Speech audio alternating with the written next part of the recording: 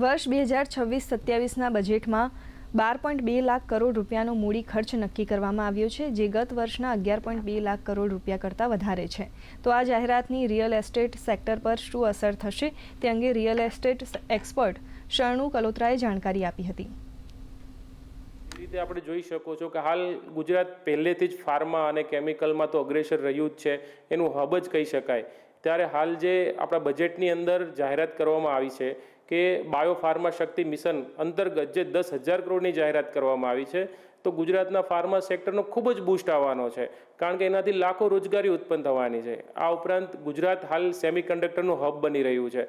જ્યારે બજેટમાં આપણા આદરણીય નાણામંત્રીશ્રીએ જ્યારે સેમિકન્ડક્ટર માટેની પોલિસી ISM 2.0ની જાહેરાત કરી છે, તો સેમિકન્ડક્ટર ક્ષેત્રે ગુજરાતમાં ખૂબ જ પ્રગતિ થવાની છે, કારણ કે સેમિકન્ડક્ટર માટેની ટોટલ 5 યુનિટ્સ ઇન્ડિયામાં જાહેર થયા છે. એમાંથી 4 તો ગુજરાતમાં છે અને એમાંથી બી 3 સાણંદમાં છે અને 1 છે જે ધોલેરામાં છે.